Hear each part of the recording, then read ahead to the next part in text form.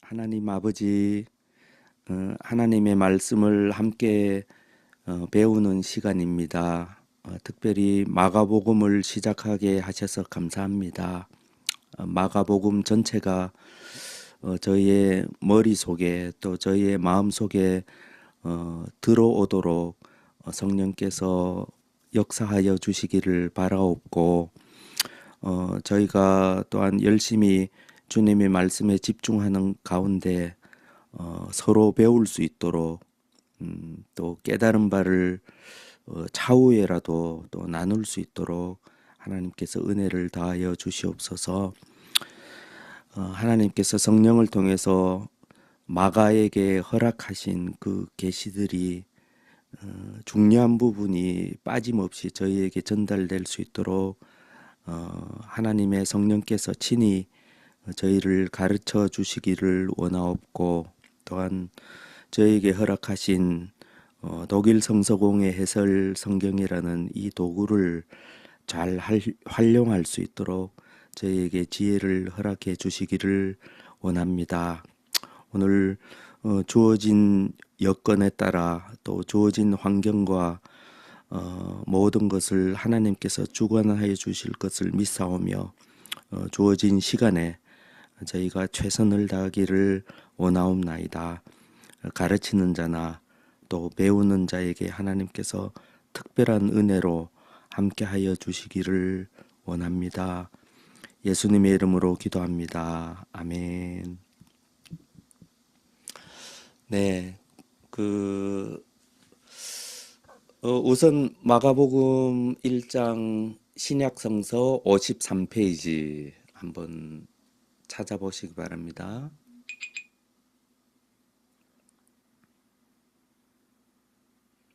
예, 찾으신 분 뭐 이렇게 하시든지 표시해 주시면 좋겠고요. 네, 마가복음 53페이지 여기 보면 먼저 마가복음이 이렇게 시작이 되죠. 하나님의 아들 예수 그리스도 복음의 시작이라.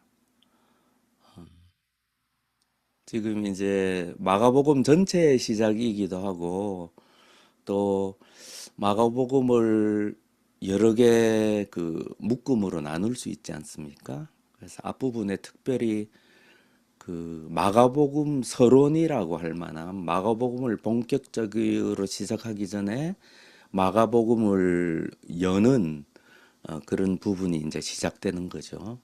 그래서 마가복음 서론이 보통 어디까지로 잡느냐 하면 그 이렇게 딱 한 페이지로 되어 있네요. 마가복음 1장 13절까지가 마가복음 서론으로 보통 이렇게 잡습니다.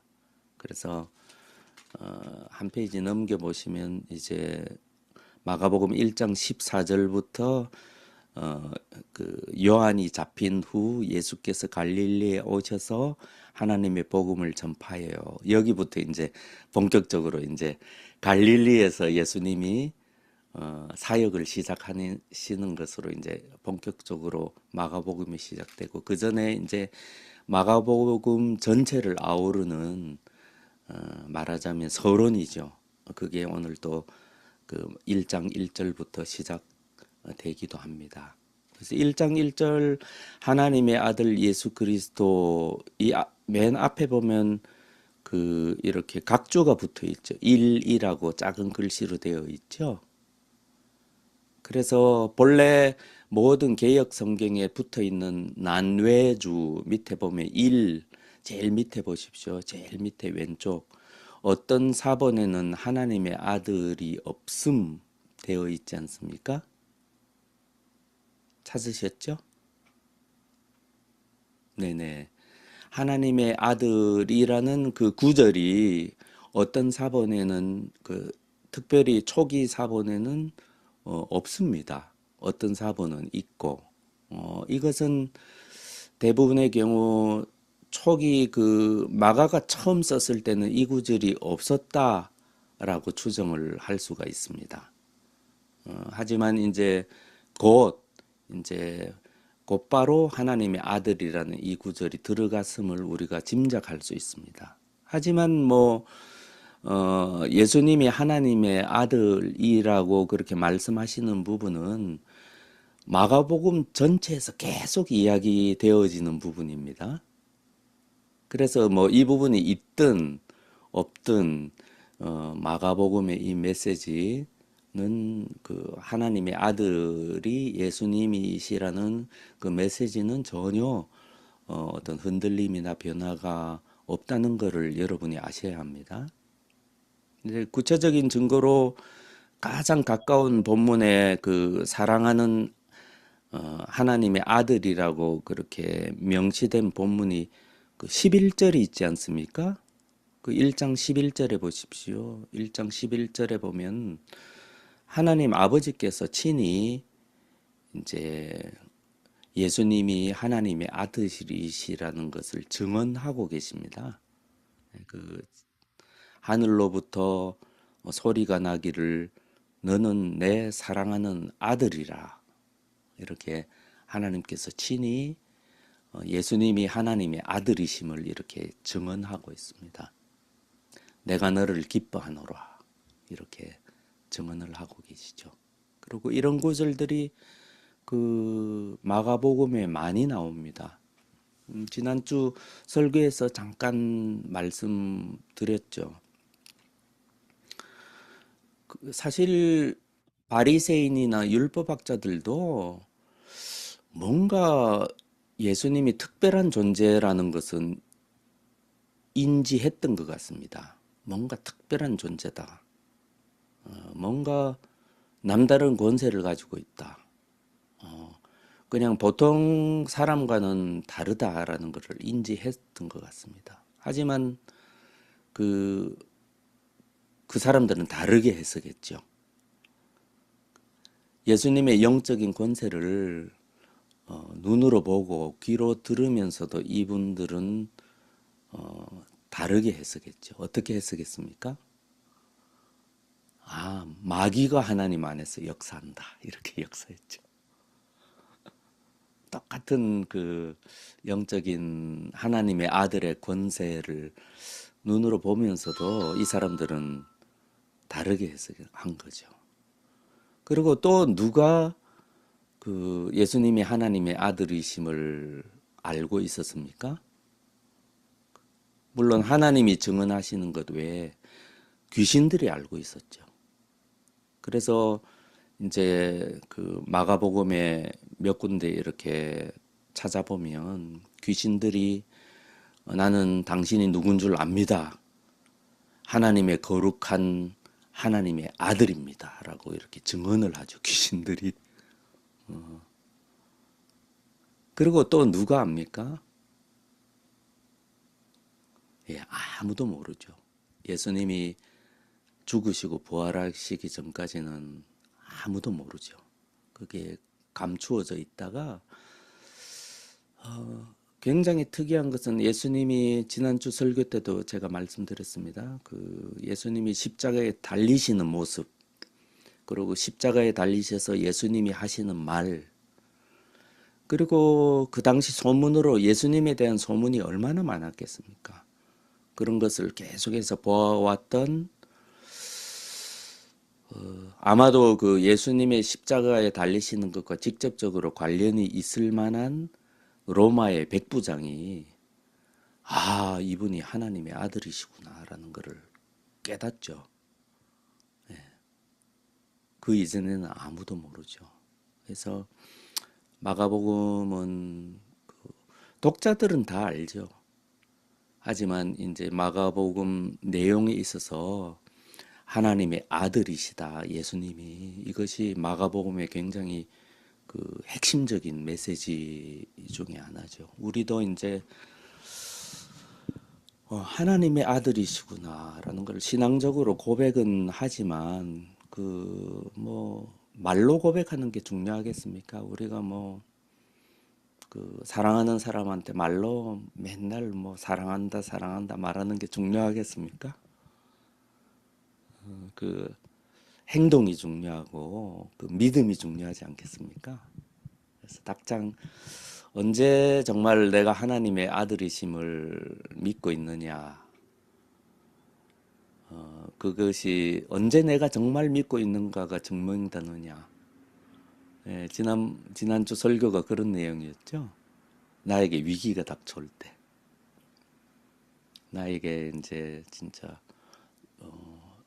죽음의 위기와 같은 그 평생 그 경험해 보지 못했던 두려움과 죽음이나 이런 것들을 내가 느꼈을 때, 그때 이제 내가 그 평상시에 얼마나 내가 하나님을 경외하고 예수님을 두려워하고 그분과의 깊은 관계가 진짜였냐.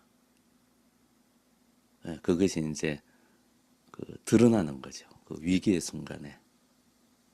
그래서 이제 마가복음은 이 마가복음을 시작하면서 이 독자들이 제발 하나님의 아들이신 예수 그리스도를 믿었으면 좋겠다. 알았으면 좋겠다. 이제 그런 마음으로 이제 붓을 들어서 이제 이렇게 쓰시는 거죠. 그 다음에 이제 중요한 그 예언이 있습니다. 선지자 이사야의 글에 보라 내가 내 사자를 내 앞에 보내노니 그가 내 길을 준비하리라. 광야에 외치는 자의 소리가 있어 이르되 너희는 주의 길을 준비하라. 그의 오실 길을 곱게 하라. 네, 이 부분은 그 이렇게 밑에 그, 그 네모 박스에 있는 그 해설 부분에 굉장히 잘 설명이 되어 있고 관련 구절들이 잘 나타나 있거든요. 예, 그래서 그거를 나중에 시간 나실 때 그 관련 구절들은 꼭 찾아보셨으면 좋겠습니다. 예, 관련 구절들 꼭 찾아보시는 게 좋습니다. 지금 이제 첫 시간이기 때문에 시간이 조금 걸리더라도 오늘 이 성경을 그좀 사용하는 방법도 같이 조금씩 배워 나가도록 하겠는데요. 우리가 그 마가가 이 선지자 이사야 글을 인용을 하지 않습니까? 하지만 여기 이사야의 글만 인용하신 것은 아니죠. 사실은 말라기 선지자의 글도 인용이 되어 있고 그리고 이사야 선지자의 글 그 두 가지 구절이 인용이 되어 있음을 볼 수 있습니다. 이것이 당시의 어떤 서술 방식입니다. 여러 선지자의 글을 종합해서 인용하더라도 대표적인 한 사람만 이렇게 내세우는 게 당시에 글 쓰는 한 가지 방식이었다고 합니다. 그거는 상식적으로 알아두시고요. 결국 마가가 말씀하시고자 하는 바는 여러분이 다 아실 거라고 생각합니다. 결국은 구약의 선지자들의 예언이 지금 이루어지고 있다. 그걸 지금 말하려고 하는 거죠. 그죠? 그걸 이제 말씀하시는 그 기록된 바와 같이 이제 세례 요한이 나타났다. 이런 식으로 이제 지금 말씀하시고 계시는 거죠. 여기서 이제 밑에 해설 성경의 그 박스 부분을 잘 참조해 보시면 여러분이 그 기억하셔야 될 게 요 두 가지가 섞여 있습니다. 그러니까 뭔가 하면 마가는 지금 그 세례 요한에 대해서 이야기하면서 결국은 예수님이 어떤 분이신가 어떤 부분에 구약의 예언을 성취하셨는가를 지금 인용하고 있는 겁니다. 어떤 부분인가 하면 두 가지 답니다. 예수님 안에 심판자이신 예수님, 그리고 구원자이신 예수님, 이 두 가지가 예수님 안에 있다는 겁니다. 이것을 이제 구약의 선지자들이 예언하셨습니다. 이미 예언되어 있는 거죠. 그것이 예수님을 통하여 그리고 그 예수님 전에 그 전령으로서 사자로서 하나님께서 보내신 세례 요한을 통해서 지금 비로소 이루어지기 시작하다. 제가 이 부분을 좀 강조하고 싶습니다. 이 두 가지가 굉장히 중요하거든요. 왜냐하면 신약 성경에서 계속 말씀하고 계시기 때문입니다. 신약 성경 전체는 예수님을 어떻게 그 표현하느냐 두 가지를 다 표현하고 있다는 사실을 아셔야 합니다. 첫째는 심판자이십니다. 예수님은 궁극적으로 하나님의 대리자로서 이 세상에 존재했던 모든 그 살아있는, 죽은, 혹은 앞으로 살 모든 인류를 예수님의 심판정에서 심판하실 분으로 하나님이 세우셨습니다. 그것이 계속 구약에도 예언되어 있고 신약에도 계속 예언되어 있고, 그리고 이게 마지막으로 명백하게 계시가 되는 부분이 요한계시록입니다. 그래서 예수님을 우리가 다만 나를 사랑하는, 나를 구원하신 예수님, 그런 쪽으로만 계속 생각하는 것은 어떻게 보면 하나님의 계시의 아주 중요한 부분을 좀 놓치게 됩니다. 예수님은 1차적으로 모든 인류의 심판자로 하나님이 세우신 하나님의 아들이십니다. 이것을 굉장히 중요하거든요. 그걸 어떻게 알 수 있느냐 하면, 이제, 보라, 내가 내 사자를 내 앞에 보내노니, 이것이 말라기 3장 1절의 인용 구절이거든요. 그래서 개역개정의 제일 밑에 보십시오. 기역 말라기 3장 1절 이렇게 되죠. 이 말라기 본문을 인용한 겁니다. 근데 여기 우리가 네모 박스 한번 찾아볼까요? 여기 보면 쭉 보면 그 오른쪽에 네모 박스 제일 위에 각각 인용문의 전체 문맥을 참조하라. 심판 말라기 2장 17절부터 3장 5절. 여기 보면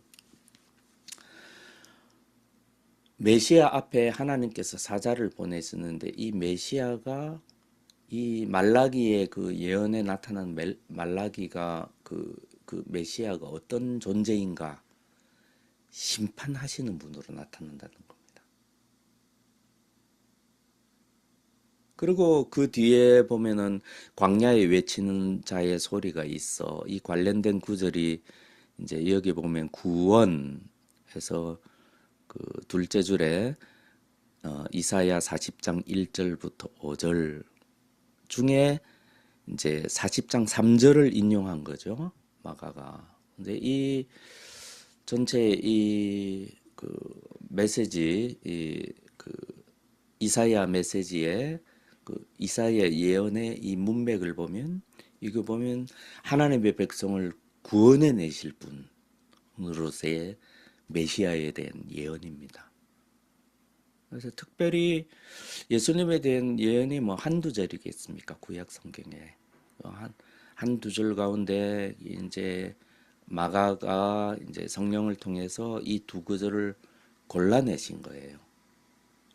골라내신 그 대표적인 심판주로 오실 하나님의 아들에 관한 예언, 그리고 구원자로 오실 하나님의 아들에 대한 예언, 그 두 가지를 골라낸 겁니다.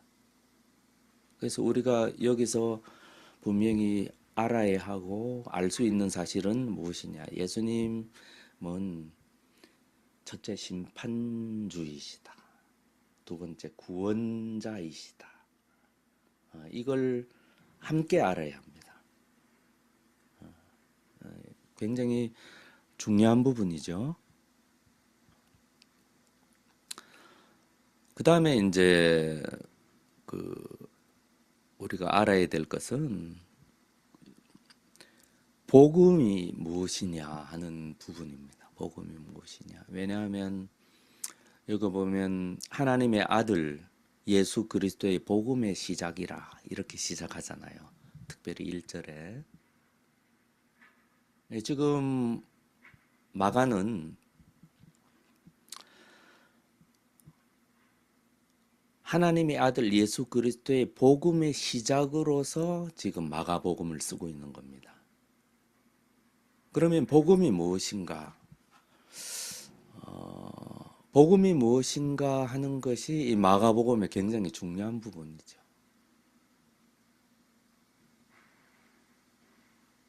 이렇게 생각하시면 제일 좋을 것 같습니다. 이것이 이제 일반적인 해석입니다. 마가복음 전체가 복음의 시작을 말하고 있다. 그렇게 해석을 하시면 제일 정확합니다. 어떤 마가복음의 앞부분에 어떤 특정 구절이나 특정한 말이 아니라 마가복음 전체가 이제 복음에 대해서 말씀을 하시고 있고, 그리고 특별히 복음의 시작에 대해서 지금 서술한 것이 마가복음이다. 그리고 그 중심에 뭐가 있다고 말하는 겁니까? 예수님의 죽으심과 부활이 그 중심에 있다라고 이제 마가복음은 계속해서 이제 말씀을 해주실 겁니다, 우리에게. 그러니까 이렇게 생각하시면 가장 일반적인 해석입니다. 이제 마가복음은 마가복음의 복음의 시작 부분을 말씀을 하고 있다. 그리고 그 시작 부분의 가장 중요한 핵심은 예수님의 십자가에서의 죽으심과 예수님의 부활이 그 중심에 있다.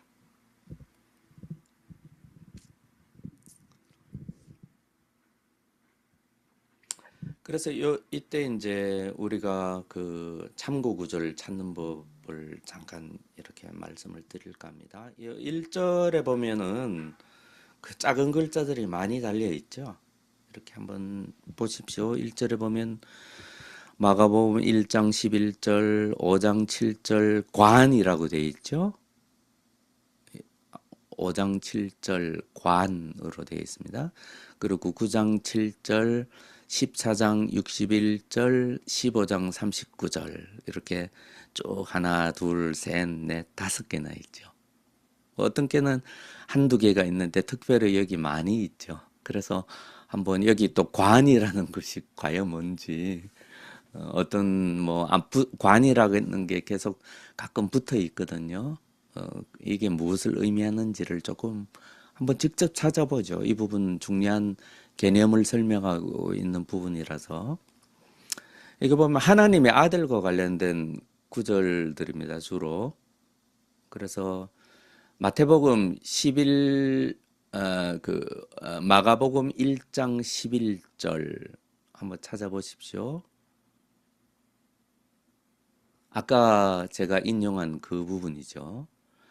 하늘로부터 소리가 나기를 너는 내 사랑하는 아들이라. 이 구절에도 예수님이 하나님의 아들이심을 말씀하고 있는데, 특별히 하나님 당신께서 친히 증언을 하고 계시구나. 예수님이 하나님의 아들이심을 우리가 이렇게 찾아보면 금방 알 수 있잖아요, 그죠? 이걸 모르더라도 이렇게 찾아보면 알 수 있잖아요. 그래서 이런 작은 글자들이 굉장히 도움이 많이 된다는 말씀입니다. 제가 지난번에도 말씀드렸다시피 모든 관련된 구절을 여기에 나열한 건 아닙니다. 하지만 그 평신도의 입장에서 가장 중요하다고 이 편집자가 생각한 부분만 선별해서 이렇게 있기 때문에, 우리가 시간이 허락하면 가능하면 한 구절 한 구절 이렇게 찾아보면 어떤 진리의 말씀이 조금 확장되는데 도움을 많이 줍니다. 그 다음에 5장 7절 관이라고 되어 있지 않습니까? 왜 관이 붙어 있는지 궁금하시죠? 그래서 이게 뭔가 하면 5장 7절을 한번 찾아보겠습니다. 앞에 그 뭐 마태, 마가 이런 게 없다는 거는 마가복음을 의미합니다. 5장 7절 한번 찾아보십시오.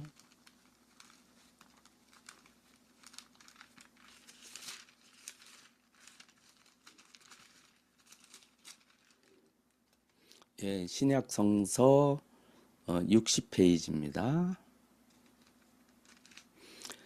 자, 보십시오. 큰 소리로 부르짖어 이르되 지극히 높으신 하나님의 아들 예수여, 나와 당신이 무슨 상관이 있나이까? 원하건대 하나님 앞에 맹세하고 나를 괴롭히지 마옵소서 하니. 여기 귀신의 입으로 하나님이 어떤 존재인가. 뭐 귀신은 영적 존재이기 때문에 영적 존재를 더 명확히 알죠. 그래서 이제 우리가 이걸 성경을 전혀 모른다고 가정할 때 여기 5장 7절 관 이것이 없었다면 신앙생활 한 10년 하고 이거를 깨달을 수도 있겠죠. 하지만 이제 이렇게 관련 구절을 이렇게 명시를 해뒀기 때문에 귀신은 사람들보다 먼저 하나님의 아들이심을 인지하고 있었구나. 이거를 우리가 깨달을 수가 있는 거죠. 그래서 왜 관이냐 하면 이렇게 마가복음 5장 7절을 보십시오. 여기 보면 밑에 뭐 또 빽빽하게 이렇게 막 관련이 있습니다. 5장 7절 하나님의 괄호가 되어 있고 하나님의 아들 마가복음 1장 24절 병이라고 되어 있죠. 이 병은 그렇다면 뭐냐 하면 병행구절을 의미합니다. 병행구절, 병이라고 되어 있는 것은 병행구절을 병이라고 이렇게.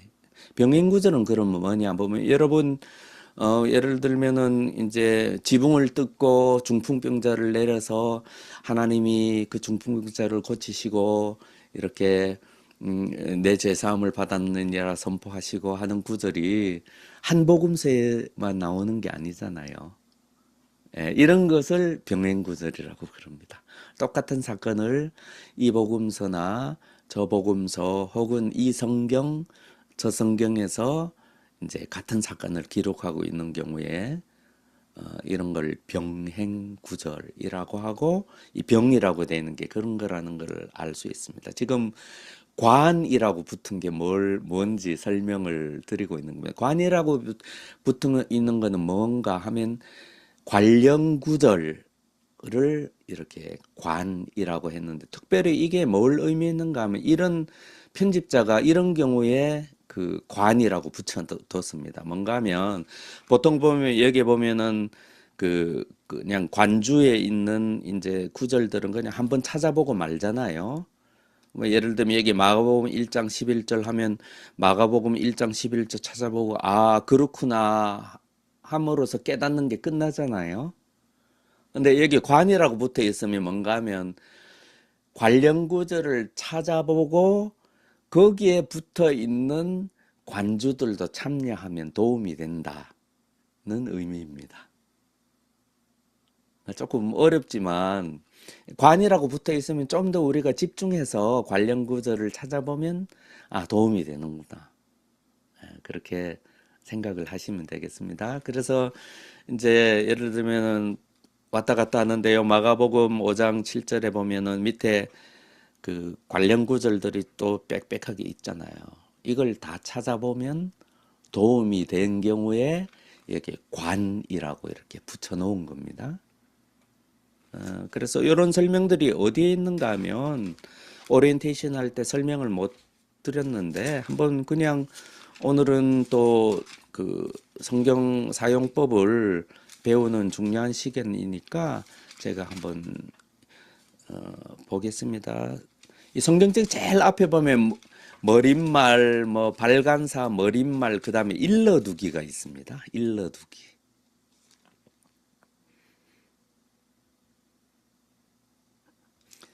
성경책 맨 앞에 보면 이제 발간사, 머릿말, 일러두기가 있습니다. 찾았으면 표시해 주십시오.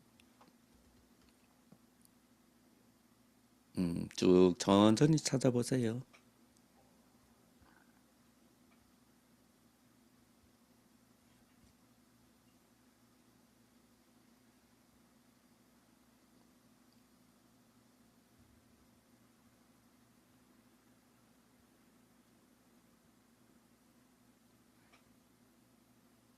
네, 일러두기 찾으셨습니까? 혹시 뭐 못 찾으셔도 상관이 없습니다. 일러두기는 너무 앞에 있어서 페이지가 없네요. 페이지가 없고 일러두기에 쭉 보면은 뭐 있는데 일러두기 오른쪽 페이지에 약간 밑에 부분인데요. 각 절 끝에 관련 구절 표시. 여기에 이 책을 어떤 식으로 만들었고 어떻게 표기했고와 관련된 부분에 이렇게 되어 있습니다. 여기 밑에서 하나, 둘, 셋, 넷, 다섯, 여섯, 일곱, 여덟, 아홉, 열, 열하나, 열둘, 밑에서 12줄입니다. 여기 보면 제가 한번 읽어 볼게요.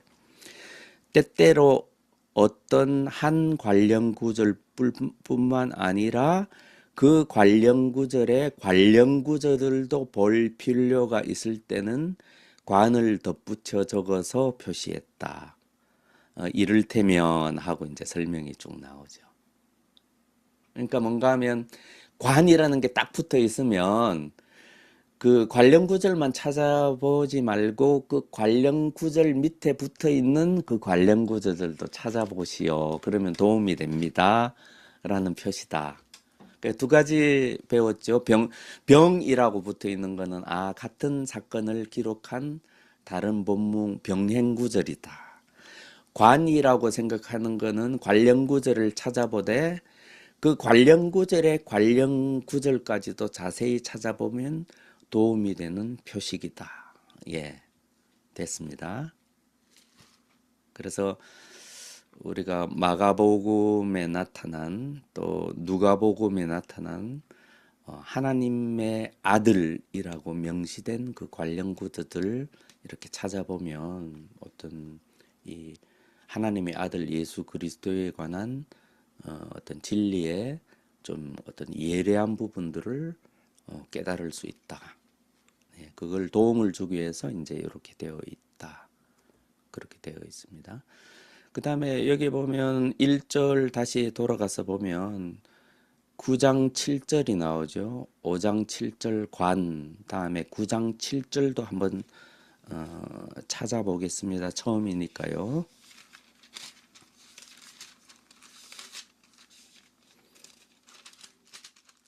예, 9장 7절은 어디에 있냐면 신약성서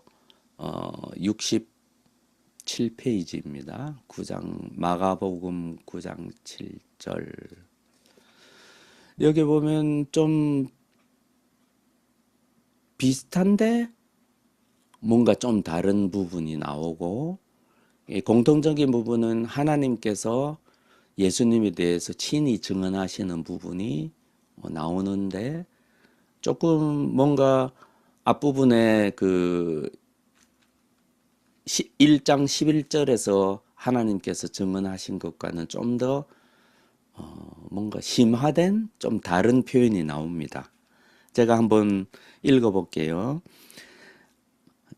마가복음 9장 7절입니다. 마침 구름이 와서 그들을 덮으며 구름 속에서 소리가 나되 이는 내 사랑하는 아들이니 너희는 그의 말을 들으라 하신지라. 예. 여기 보면 너희는 그의 말을 들으라 라는 그 예수님의 제자들에게 하는 하나님께서 친히 하신 당부가 여기 붙어 있습니다. 왜냐하면 여기가 아주 결정적인 부분이거든요. 그러니까 모든 공간 복음에 그 포함되어 있는 그 변화산상에서 예수님이 영광스럽게 변해시고 모세와 엘리야와 이렇게 대화를 나누시고 하는 그 중요한 본문에서 하나님께서 예수님을 하나님의 아들이심을 한 번 더 세례 받으실 때 증언하셨고 또 한 번 더 강하게 말씀하시면서 동시에 이제 제자들에게 직접 너희는 그의 말을 들으라 이렇게 말씀을 하시는 거죠. 이때까지만 해도 제자들은 그 지금 어떤 상황인가 하면 여전히 예수님이 하나님의 아들이심을 깨닫지 못하고 있었어요. 사실상 분명하게 깨닫지 못하고 있었습니다. 그래서 이제 예수님이 계속해서 제자들을 가르치시면서 우리가 8장 마지막 부분에 가면은 이제 예수님이 그 뜬금없이 이제 그 눈먼 사람을 2번 안수해서 고치시죠. 그러면서 이제 제자들이 예수님이 비로소 이제 당신이 십자가에 달려 돌아가셔야 되는 걸 이제는 명시적으로 말씀하시죠, 제자들에게. 그리고 나서 이제 특별히 베드로와 야고보와 요한만 데리고 이제 산으로 올라가셔서 이제 영광스러운 하나님의 아들이신 예수님을 좀 더 명확하게 계시하시죠. 그리고 이제 하나님께서 말씀하시는 겁니다. 이는 내 사랑하는 아들이다. 내 아들이다. 너희는 이분의 말을 들으라.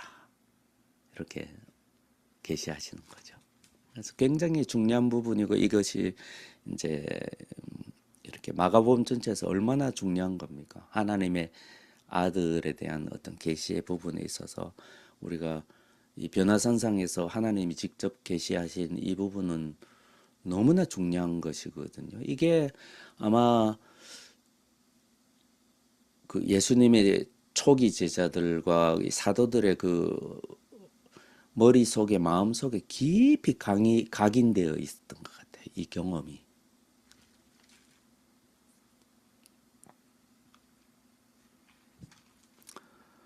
그래서 이제 이런 그 보이지 않는 흔적들이 이제 신약 성경 곳곳에 나타나 있고 사실은 우리가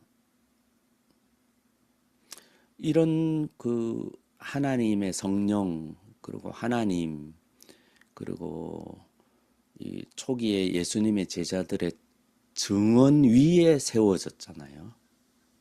우리가 우리의 믿음이라든지 우리가 믿는 이런 것들이 이게 그 우리 믿음의 선배들의 그 직접 육신의 예수님을 뵙지는 못해도 성령을 통해서 이 예수님의 영광스러움, 하나님의 아들 예수님의 그 영광, 그 다음에 심판주이신 예수님, 그리고 우리를 구원하신 예수님의 이게 성령께서 모든 하나님의 자녀에게 그 뼛속 깊이 새겨두시거든요. 사실 그걸 이제 모르면 우리가 그리스도인이 되기는 사실상 불가능한 거죠. 그걸 모르면 우리가 예수님을 경외함으로 하나님을 섬기는 뭐 예수님의 이름으로 기도한다든지 예수님의 그 이름으로 기도한 그걸 통해서 하나님의 응답을 경험한다든지 우리가 그 교리상 나오는 말들이 있지 않습니까? 우리가 하나님과 교제를 나눈다든지 삼위일체 하나님과의 그 교제를 나눔으로 우리 성도 간에도 교제한다든지 이런 것들이 다 어떤 뭐랄까요? 이런 계시가 우리의 뼛속에 이제 새겨지지 않으면 그게 말하자면 그냥 말에 지나지 않는 이제 공허한 그런 것들이 되어버리는 거죠. 그게 어떤 나의 현실과 관련을 맺고 그게 나의 일상생활, 나의 직장, 나의 가정, 나의 인간관계 그 믿음이 그런 것들을 지배하지를 못하는 거죠. 만약에 이게 이제 시리가 엉뚱한 네. 그럴 수도 있죠. 이 시리는 굉장히 시니컬한데요. 믿음이 없는 것 같은데 시리는 아무래도 그럴 수도 있죠. 그러는데 자식. 예. 아무튼 그래서 이제 정말 우리가 마가복음을 통해서 예수님이 진짜 하나님의 아들 우리가 마가복음 뭐 아무리 열심히 공부해도 무슨 소용이 있겠습니까? 하지만 이제 마가복음이 쓰여진 의도가 그러니까 분명히 내가 믿는 이 예수님이 하나님의 아들이시구나. 하늘과 땅의 모든 권세를 부여받으신 그리고 하나님께서 세상의 심판자로 구원자로 하나님의 백성을 위해서 이 땅에 보내신 바로 그분이구나. 내가 믿는 분이 이분이구나. 그걸 깨달아야만 되는 거예요. 깨닫는다는 것도 저는 어폐가 있는 것 같아요. 그걸 이제 그 하나님이 하나님 백성을 위해서 주신 계시가 우리 뼛속에 새어져야 되는 거예요. 그러면 예수님이 진짜가 되는 거예요. 살아계신 예수님이 되는 거죠. 그래서 그때 믿음으로 하나님께 간구할 수 있게 되는 거죠, 진짜. 그래서 뭐 제자들도 처음부터 깨달았습니까? 눈으로 보면서도 깨닫지 못했는데 그게 시간이 걸릴 수도 있죠. 하지만 우리가 그 하나님의 도우심을 계속 바라고 간구할 때 이런 일들이 우리가 말씀을 공부할 때 일어나게 되는 거죠. 그래서 아까 이제 관련 구절을 쭉 찾아보다가 우리가 그 마가복음 9장 7절까지 왔지 않습니까? 그 9장 7절에 또 관련 구절을 한번 찾아볼까요? 어떤 구절이 있는가 하면 제가 몇 번의 설교를 통해서 이 구절을 인용을 했죠. 한번 보십시오. 9장 7절 마침 구름이 와서 그들을 덮으며 구름 속에서 소리가 나되 이는 내 사랑하는 아들이니 너희는 그의 말을 들으라 하는지라. 이렇게 보면 이 관련 구절 뭐라고 되어 있습니까? 베드로후서 1장 17절 이렇게 되어 있죠. 그래서 그러면 우리가 베드로후서 1장 17절을 이렇게 한번 처음이니까 한번 이렇게 따라가 보는 겁니다. 베드로후서 1장 17절을 한번 찾아보겠습니다. 베드로후서 1장 17절은 어디 있냐면요. 신약 성경 384페이지입니다. 신약 성경 384페이지 베드로후서 1장 17절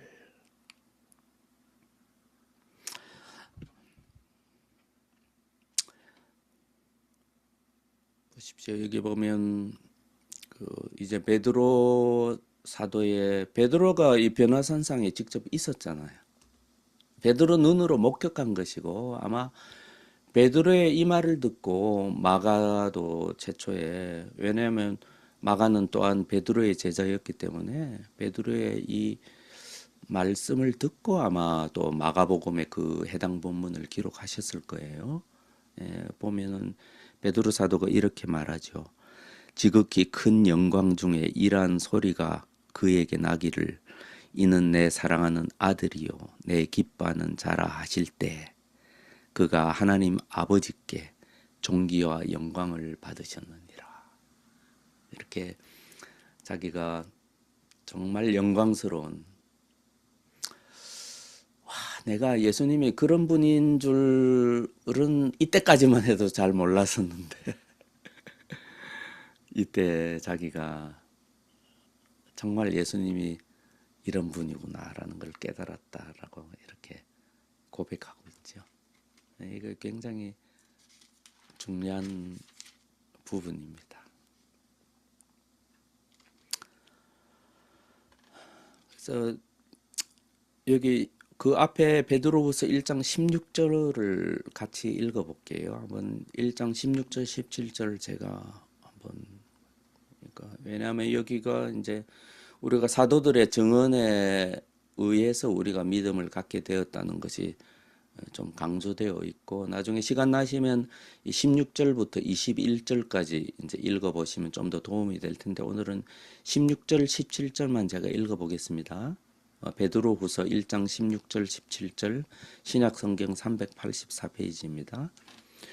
우리 주 예수 그리스도의 능력과 강림하심을 너희에게 알게 한 것이 교묘히 만든 이야기를 따른 것이 아니요 우리는 그의 크신 위엄을 친히 본 자라. 지극히 큰 영광 중에 이러한 소리가 그에게 나기를 이는 내 사랑하는 아들이요 내 기뻐하는 자라 하실 때 그가 하나님 아버지께 존귀와 영광을 받으셨느니라. 이 소리는 우리가 그와 함께 거룩한 산에 있을 때 하늘로부터 난 것을 들은 것이라. 계속 읽겠습니다. 또 우리에게는 더 확실한 예언이 있어. 어두운 데를 비추는 등불과 같으니 날이 새어 샛별이 너희 마음에 떠오르기까지 너희가 이것을 주의하는 것이 옳으니라. 먼저 알 것은 성경의 모든 예언은 사설의 불것이 아니니 예언은 언제든지 사람의 뜻으로 낸 것이 아니요 오직 성령의 감동하심을 받은 사람들이 하나님께 받아 말한 것임이라. 네. 그래서 뭐 오늘은 뭐 더 깊이 나가지 않고요. 이렇게 성경의 관련 구절들을 이렇게 우리가 하나하나 따라가는 것이 우리가 하나님의 말씀을 공부하는 데 있어서 얼마나 중요한지. 그리고 우리가 시간이 지나면 지날수록 또 여기에 나오지 않는 것들도 성령께서 때로 우리의 마음에 딱 떠오르게 하실 때가 있거든요. 그러면 그때는 즉시 순종하고 그 구절 찾아보면 야, 하나님께서 참 성경은 정말 성령을 통해서 쓰신 것이 맞다라는 것을 인정할 수밖에 없는 모든 것이 통합되어 있고 모든 진리의 말씀이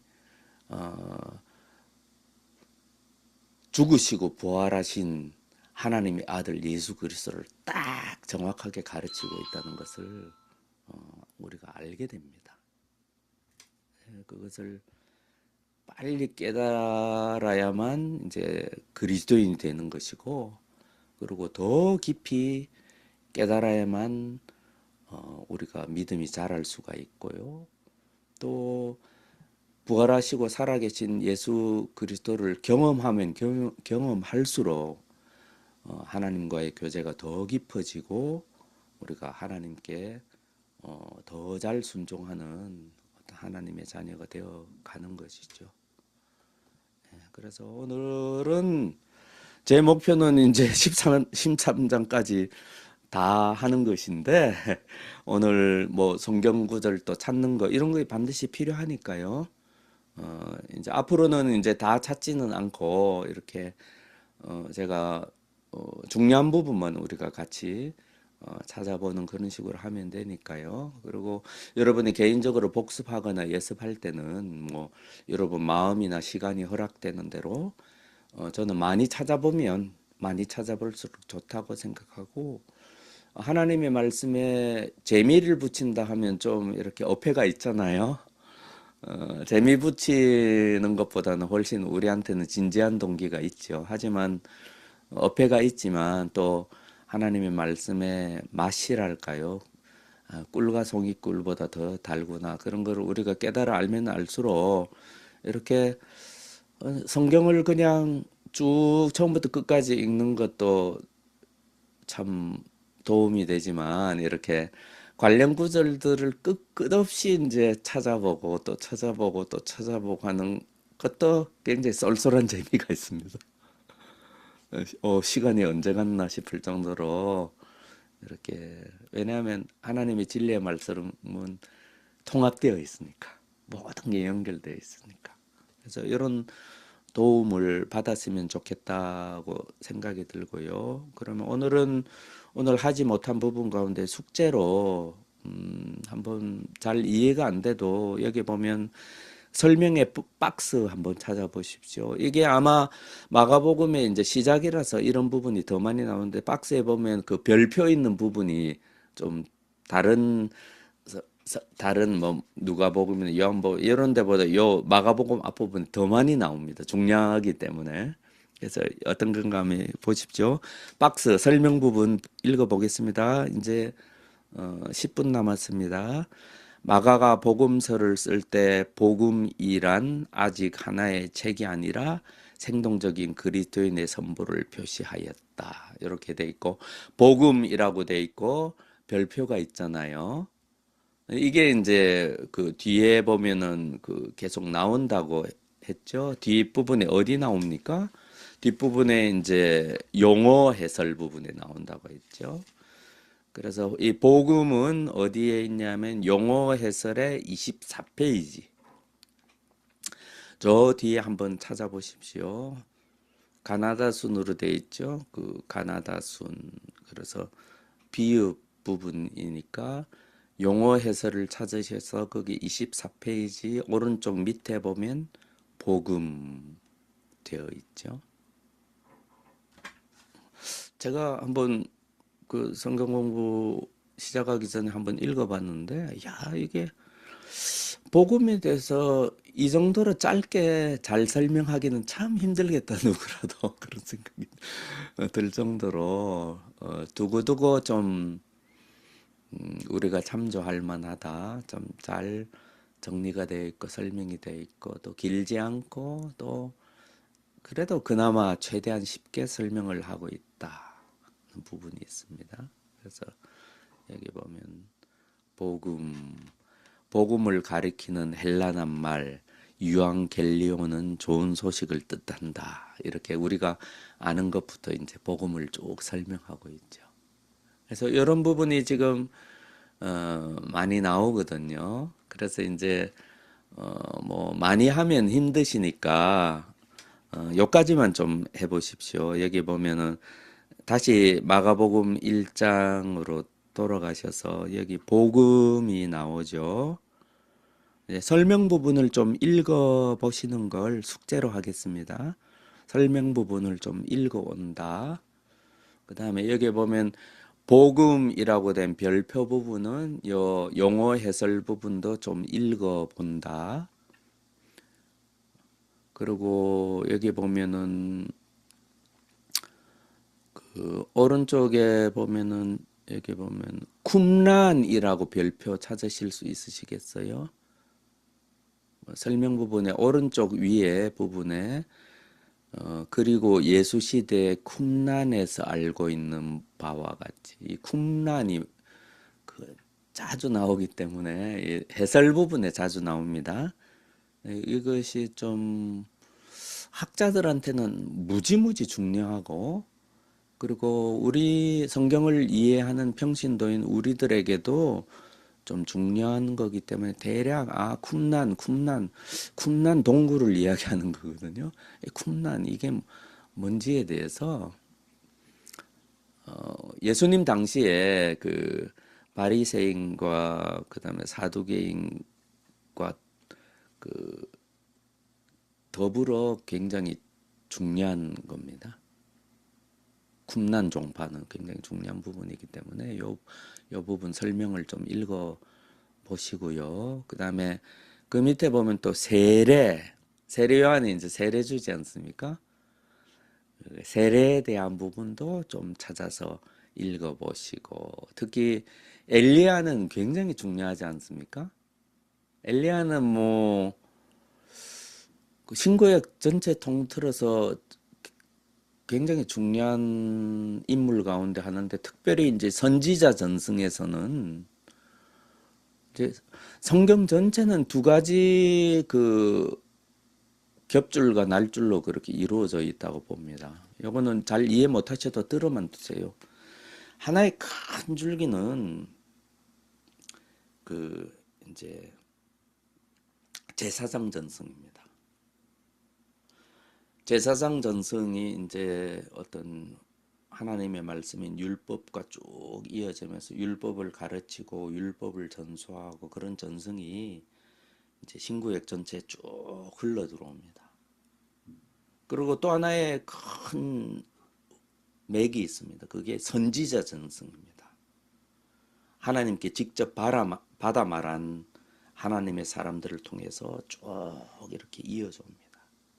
그래서 우리가 성경 역사를 보면 심지어는 그 교회의 역사도 이 큰 줄기에서 벗어나지 않습니다. 때로는 이 선지자 전승이 우세한 시대가 있습니다.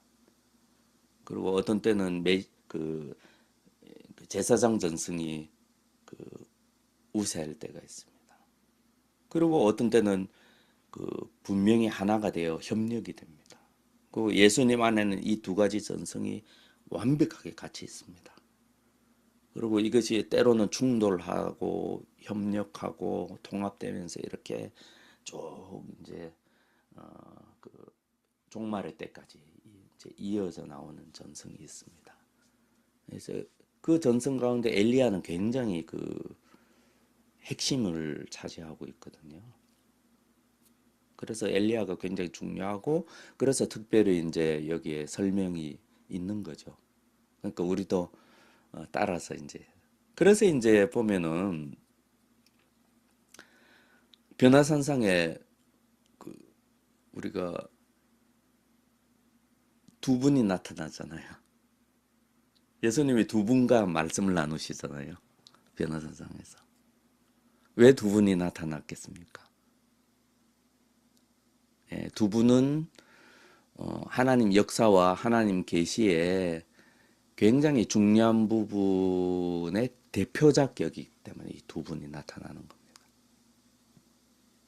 예, 그런 부분을 좀 이렇게 우리가 알면 우리가 말씀을 좀 더 잘 이해할 수 있고 그리고 이왕 이 교재를 우리가 택했으니까 이 교재를 잘 활용하시고 숙제는 이제 마가복음 전체 읽어보고 뭐 또 공부하는 부분 좀 읽어보고 이런 것들은 기본적으로 하시되 좀 이런 뭐 지금은 좀 초기니까 찾아보는 부분 이런 부분들 참조하는 부분 용어 해설 이런 것들을 좀 읽고 나름대로 좀 정리하시고 이러면 될 것 같아요. 그래서 이 정도 이제 수준에서 조금 진행을 하고 아마 조금 더 이제 템포가 빨라지게 되겠죠. 그래서 왜냐하면 이런 뭐 부차적인 설명을 점점 안 하게 되니까 예, 그렇게 아시고 이제 따라와 주시면 좋겠습니다. 성경 한 구절 정도 이렇게 외우면 좋을 것 같습니다. 우리가 아침에 묵상하거나 이렇게 성경 공부할 때마다 나름대로 이 말씀은 내 마음에 와닿았고 내가 순종해야 될 말씀이고 하니까 내가 외우면 좋겠다. 그런 거를 떠오르시면 자연스럽게 한 구절 정도 잡아서 외우시고 그리고 뭐 그렇지 않으면 또 하나 자기 나름대로 정해서 외우시면 우리가 도움이 됩니다. 오늘은 뭐 많은 구절을 하지 않았지만 하나님의 아들 예수 그리스도의 복음의 시작이라 이 말씀을 좀 이렇게 염두에 두시고 이제 복음의 시작이라는 게 과연 뭘까? 왜 마가복음 전체를 복음의 시작이라고 할까? 그럼 복음의 시작이 마가복음의 내용이라면 그러면 전체 복음이란 건 과연 뭘까? 그런 것들을 좀 생각해 보시면 도움이 되실 것 같습니다. 자, 그러면 제가 기도하고 잠깐 이제 뭐 인사나 대화하시고요. 그리고 질문 있으면 하시고 마치도록 하겠습니다. 아버지 하나님 감사합니다. 저희가 말씀을 공부할 때마다 문자로서의 말씀이 아니라 영인 말씀을 저희가 대할 수 있도록 도와주시고 또한 저희 마음 자세가 그러할 때 하나님의 성령께서 친히 저희를 지도하시리라 믿습니다. 잘못된 진리가 저희 머리와 가슴 속에서 물러가고 예수 그리스도께서 전하시고 또 사도들이 전해준 참된 진리만이 저희 머리와 가슴을 차지하도록 빛보다도 더 밝은 하나님의 계시를 저에게 밝게 보여주시되 하나님의 아들 예수 그리스도를 저의 마음 가운데 밝히 비춰주시옵기를 바랍니다. 예수님의 이름으로 기도합니다. 아멘.